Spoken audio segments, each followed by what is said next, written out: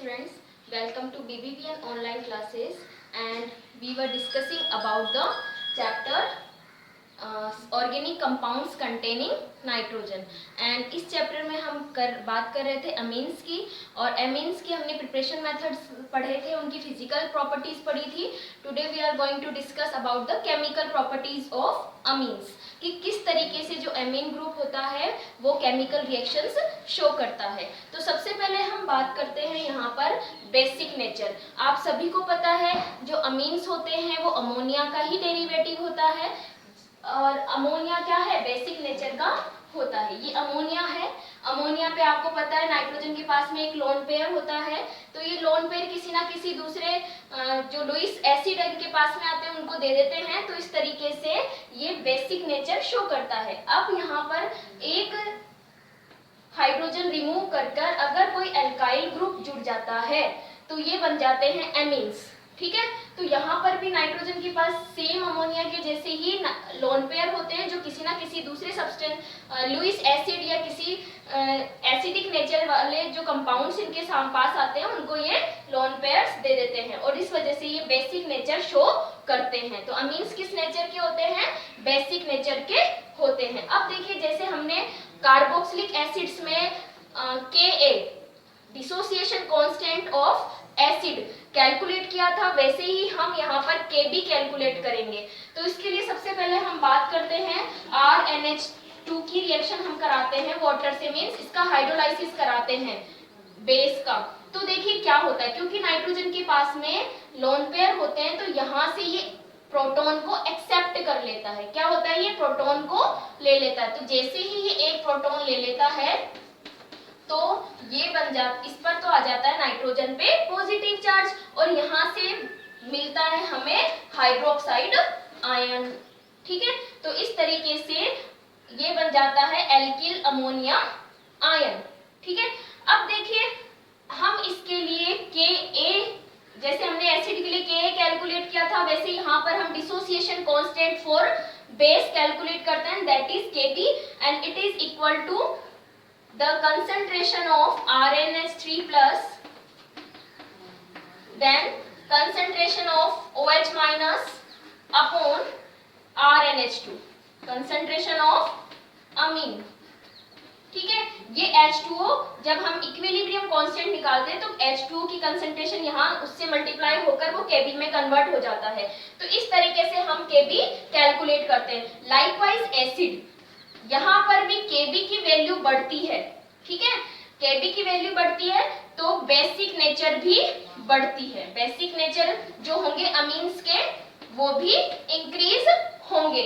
Kb से ही हमने Pkb calculate करना है, and Pkb is equal to minus log Kb। Pkb क्या होता है, माइनस लॉग Kb। तो देखिए Pkb और Kb एक दूसरे के इनडायरेक्टली प्रोपोर्शनल होते हैं। तो Pkb is indirectly proportional to Kb। It means देखिए Pkb की Kb की वैल्यू बढ़ेगी। ओके, तो देखिए माइनस का साइन है तो Pkb की वैल्यू कम होगी। तो Kb इंक्रीज होता है, यानी वैल्यू ऑफ Kb इंक्रीज होती है, तो बेसिक नेचर इंक्रीज होती है अमीन्स की, और Pkb की वैल्यू क्या हो जाएगी, Kb बढ़ने पर डिक्रीज होगी।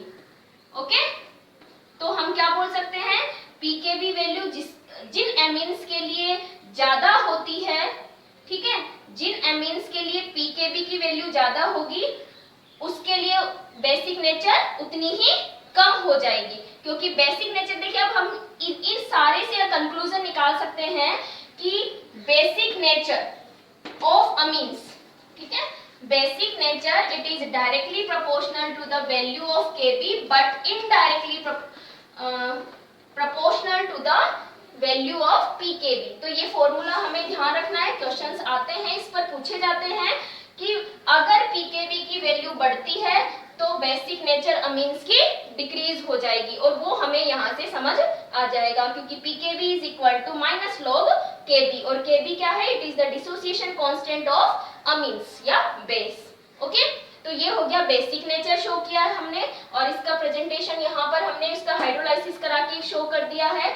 अब इसी की कुछ रिएक्शंस हम करवा लेते हैं, जिसमें एक तो रिएक्शन हो जाती है एसिड के साथ में। किसके साथ में हो जाती है? एसिड। तो आप सभी को पता है जब भी कोई बेस एसिड से रिएक्शन करता है, ठीक है, ये हो गया बेस, ये है एसिड, तो कौन सी रिएक्शन होगी? Acid base reaction, and that is known as neutralisation reaction. कौन सी होती है वो? Neutralisation reaction. तो देखिए क्या बनता है? सॉल्ट बनेगा और वाटर बनेगा। तो यहाँ से ये प्रोटॉन तो किसके पास आ जाएगा? नाइट्रोजन की लोन पेयर लेके नाइट्रोजन के पास में, तो एक तो बनता है एल्किल अमोनियम आयन, ठीक है, और इस पॉजिटिव आयन के पास में कौन आ जाएगा? ये वाला नेगेटिव आयन। तो इस तरीके से क्या बनते हैं? सोल्ट बनते हैं। इसी तरीके से अगर मैं एक रिएक्शन और करा देती हूँ जिसमें अब की बार मैंने नाइट्रिक एसिड लिया है, सेम वैसे ही रिएक्शन होगी। ये प्रोटॉन तो ले लेगा नाइट्रोजन और NO3 आ जाएगा, तो क्या बनेगा? RNH3, ठीक है, और इसके पास कौन आ जाएगा? NO3 minus. अब मैंने यहाँ पे प्लस और माइनस पुट किए हैं, but it is not necessary, क्योंकि ये एक दूसरे को क्या कर देते हैं? न्यूट्रलाइज कर देते हैं। तो यहाँ पर ये मैंने आपको एक्सप्लेन करने के लिए बनाए हैं, प्लस माइनस शो किए हैं, अदरवाइज हम नहीं शो ना भी करें तो ये सॉल्ट हमें ऐसे लिखना होगा। तो ये क्या है? सॉल्ट। क्या है ये? सॉल्ट। तो इस तरीके से एसिड बेस रिएक्शन से क्या बन रहा है? सॉल्ट बन रहा है। तो बेसिक नेचर को शो करने के लिए ये रिएक्शंस हम काम में ले सकते हैं। नेक्स्ट हमारी रिएक्शन है alkylation and acylation.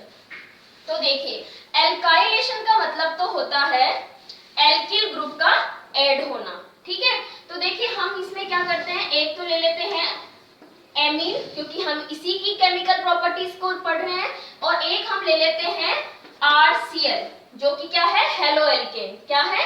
Halo alkane. इसकी बात हम कर चुके हैं इसी चैप्टर में, प्रिपरेशन मेथड ऑफ एमीन्स में। तो देखिए इसमें क्या होता है, यहाँ से HCl रिमूव हो जाएगा और ये R- जो है यहाँ नाइट्रोजन पर ऐड हो जाता है। तो क्या बन जाएगा? RNH R- plus HCl। Okay, तो देखिए क्या हो गया? एल्काइल ग्रुप नाइट्रोजन पर ऐड हो जाता है, और इसको हम क्या बोलते हैं? नाइट्रोजन का यानी अमीन ग्रुप, फंक्शनल ग्रुप जो है उसका एल्काइलेशन हो गया है, उसके ऊपर एल्काइल ग्रुप ऐड हो गया है। अब इसका अगर मैं एक एग्जांपल लेती हूँ तो इसको हम ऐसे भी लिख सकते हैं, जैसे मैंने मिथाइल अमीन ले लिया और एक में क्या ले लेती हूँ? इथाइल क्लोराइड ले लेती हूँ। तो क्या बनता है? इस तरीके से NH पे कौन जुड़ जाएगा? इथाइल ग्रुप जुड़ जाएगा और HCl रिमूव हो जाएगा।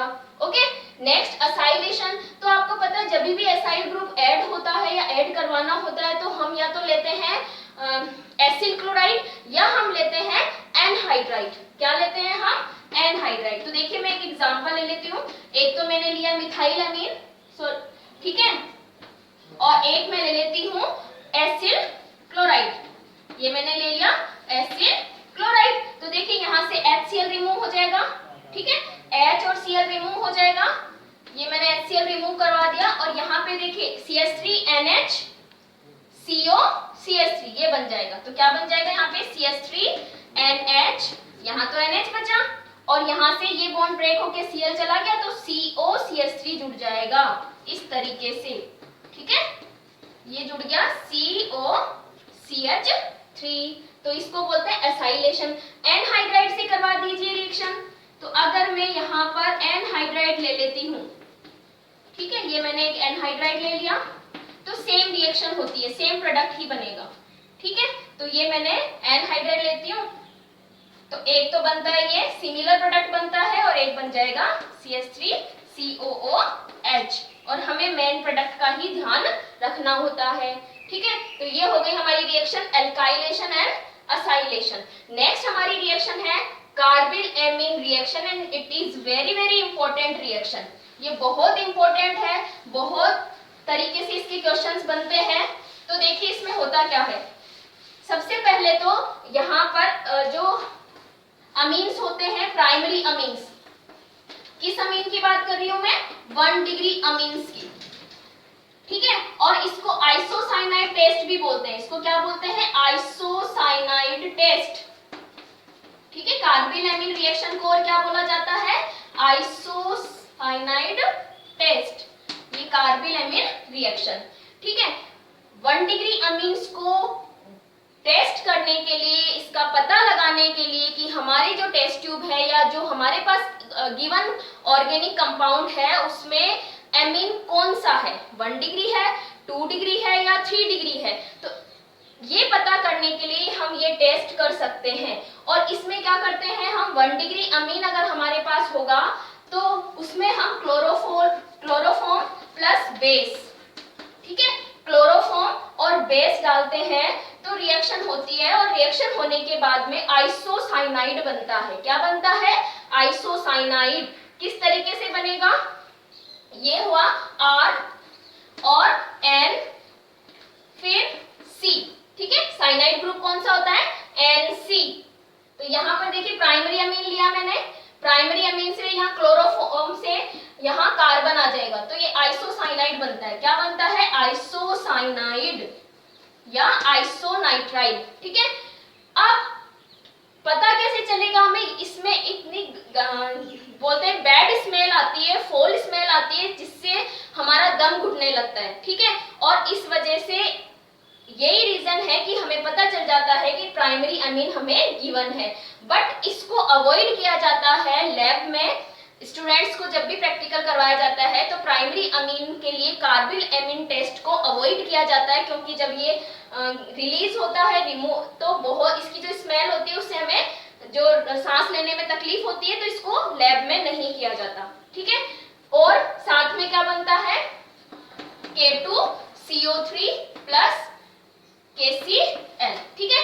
तो ये मेन प्रोडक्ट पे हमें ध्यान रखना है, अदर प्रोडक्ट पे हमें ध्यान नहीं रखना है, ठीक है। तो प्राइमरी अमीन को डिस्टिंग्विश करने के लिए कार्बिल अमीन टेस्ट हम यूज में ले सकते हैं। तो पूछा जाता है एग्जाम में, how can you distinguish primary amine from the 2 degree और 3 डिग्री अमीन्स। नेक्स्ट हमारी रिएक्शन है डाईएजोटाइजेशन। तो देखिए डाईएजोटाइजेशन में क्या होगा, ये आपने पढ़ा हुआ है चैप्टर हेलो एल्केन में और अल्कोहल वाले चैप्टर में। तो यहाँ पर देखिए हमें क्या करना है, ये हमने क्या लिया है, एक एनिलीन, क्या लिया है हमने, एनिलीन, ठीक है। और एनिलीन की रिएक्शन हम करवाते हैं NaNO2 से, ये आप लोगों ने 2 चैप्टर में ऑलरेडी पढ़ चुके हैं, ठीक है। और HCl, ठीक है। तो यहाँ पर क्या बनता है, डाईएजो ग्रुप ऐड होगा और डाईएजोनियम सॉल्ट बनता है इस तरीके से, ओके। अगर ये मैं यहाँ पे एनिलीन ना लेकर और नॉर्मल क्या ले लेती हूँ, अमीन ले लेती हूँ, तब भी सेम रिएक्शन होगी और डाईएजोटाइजेशन हम इसको बोल सकते हैं। तो क्या होगा, बेंजीन की जगह R होगा, ठीक है। तो यहाँ पर क्या होगा, RN2Cl, ये प्लस ये माइनस लगा भी सकते हैं, नहीं भी शो कर सकते हैं इनको, ठीक है, जरूरी नहीं होता है क्योंकि ये सॉल्ट होता है। क्या है ये, सॉल्ट। और डाईएजो ग्रुप, जब भी 2 नाइट्रोजन इस तरीके से ऐड होती है ना, तो इसको बोलते हैं हम डाई, और इस पे होगा पॉजिटिव, इसको बोलते हैं डाईएजो ग्रुप। क्या बोलते हैं इसको, डाईएजो ग्रुप। इसके बारे में हम ऑलरेडी बात कर चुके हैं। तो ये है हमारी कुछ केमिकल प्रॉपर्टीज अमीन्स की। नेक्स्ट प्रॉपर्टीज की बात करेंगे हम नेक्स्ट वीडियो में। Thank you.